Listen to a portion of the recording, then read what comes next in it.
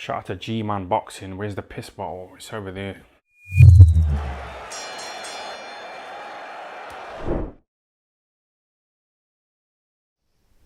Alright, people. No sooner did I finish with midweek report talking about Billy Joe Saunders, Chris Eubank Jr., and I said that Chris Eubank Jr., in my opinion, needs to fight sometime before the end of this year for two reasons. One, it'll be nearly a year since he's had his last fight, because he had his last fight in January of this year. And second of all, right now he's probably, I think, has more, maybe not, well, yeah, I think he's got loads of fans now following the whole Conor Benn fiasco, and they're not fans who are looking to see him lose. They're supporting him, and I think he's going about things the right way, selling those 60% t-shirts and stuff. Eubank Jr. is really making himself, he's really making himself the hero almost out of this. So I was thinking, they need to make hay while the sun shines. His name is out there. Yeah, the Conor Benn fight didn't happen, but get him out before the end of the year, and I'm telling you now, he'll do decent numbers. Well, no sooner did I finish saying that on midweek report that I see Chris Eubank Jr. versus Liam Smith. Potential talks are going to take place about December the 17th at middleweight. Now, I would imagine that would be on Standard Sky, because obviously we know Eubank is with Wasserman and they're doing a lot of shows on Channel 5, but I believe part of the deal that Eubank has is that Sky can show his fights. I believe that's part of it anyway. And obviously we know that Boxer, Ben Shalom, they're promoting Liam Smith. So as soon as I heard Liam Smith was joining Boxer, that was the first thing I think many of us here on YouTube and all were kind of thinking, okay, that's Eubank's next opponent, prior to the Conor Benn fight being announced, of course. And for me, it just makes logical sense. I think that stylistically, Liam Smith very much tailor-made to Eubank. Eubank is a fighter. No matter how much he tries to box, he'll always be the type of fighter when if you pressure him and he doesn't have to go looking for you, he'll look spectacular.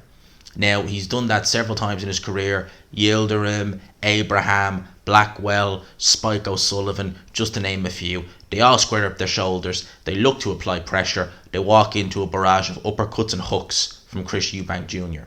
Having said that, Liam Smith, even now, probably the most, say, sophisticated, but definitely the best pressure fighter, I think, out of all of them. Some would argue Arthur Abraham. At that point in Abraham's career, I think he only had one more fight after, and then he called it a day. So he was pretty much done at that point.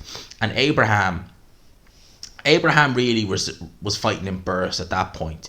He was good at figuring out his way through the 3 minutes, but he wasn't doing it at a relentless pace or anything like that. Whereas Liam Smith, he'll apply pressure from the opening bell. That's just his MO. That's what he does. He has 3 losses. In reality, in my opinion, he should only have 2 losses. The Russian fighter, whose name escapes me, Liam Smith, lost to him in 2021. I actually thought Liam Smith won that fight, to be honest with you. I thought he was very unlucky not to get the nod in that fight.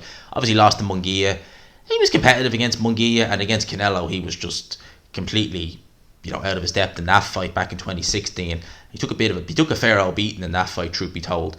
But he's got wins since then. He's got wins over Jesse Vargas, which was a good win. It was Jesse Vargas. Yeah, it was Jesse Vargas. That was only the start of this year, wasn't it? What was it, April or May or March or April, one or the other. He obviously got a win over Fowler last October, which I think Liam Smith almost viewed as kind of a step down, because Liam Smith has been operating at world level, and no disrespect to Fowler, but he's not gone past British level yet. So Liam Smith, in terms of pressure fighters, you would say he's probably the best Eubank's fought. I still think that Liam Smith's style would just gel with Eubank's perfectly, in a sense of Eubank likes that. He's not going to have to go look in the box. He's not going to have to look for him. He's just going to light him up like a Christmas tree. I think that's what's going to happen. And I think that it's the perfect opponent for Eubank to come back against and to look good against. And I think Liam Smith will be competitive enough that he'll be able to give a good account of himself. I think he might even go the distance. He's always shown a decent enough chin in his career, Liam Smith. He's been buzzed a few times in fights against Fowler. He was down against Canelo from a headshot and 2 body shots. He was down against Munguia from a headshot as well. I think they're the only times he's ever been down. So Liam Smith's a good opponent, and I think doing this, December's shaping up to be a busy enough month, isn't it? Because There's obviously, oh yeah, I meant to. Like I was obviously talking about the December 16 card, which could potentially have O'Hara Davis versus Lewis Ritson. Could then go into this fight, domestic fight again. You know, 2 domestic fights in 2 days. Fury Chisora, that is what that is at the start of December. What else is there in December? There's obviously Kelly versus Williamson. There's another domestic dust up. Good few domestic scraps coming up in the month of December. Warrington is fighting on December the 10th. So pretty much December, every week up until Christmas, there's fights on, and good fights at that. So December the first week, Fury, Warrington, and obviously the day before Fury is Williamson versus Kelly, which is a great fight. Looking forward to that one. Can't wait for that one. And then potentially we have O'Hara Davis versus Lewis Ritson. Good domestic scrap. I give O'Hara Davis the edge in that one. And then we go into potentially Eubank versus Smith. So not too bad for the month of December, really, when you think about it. You know, the only one I don't really like is the Fury Chisora one for obvious reasons, but the rest of them are pretty good scraps. And again, they're funny enough, they're all domestic scraps apart from Josh Warrington. That's the only one that's not a domestic scrap, because obviously Fury Chisora, you know, you have Kelly versus Williamson, or Williams. You have Davis versus Ritson if that happens, and then you have this. So should be a decent month. I like this fight for Eubank, I really do, and I think that Team Eubank, Sky, they'd be foolish not to try and get Eubank out before the end of the year. Ride that little wave that he's on with the fallout from this Conor Benn situation. And of course, the interview after will be golden. You know, I wonder would he bring a 60% t-shirt into the ring? It'd be golden. So that's my thoughts on this. Let me know yours in the comments below. And again, like Billy Joe Saunders, I might talk about that in a video tomorrow. But he put it up on Instagram that, you know, he wants a Eubank rematch. So potentially that could be a fight.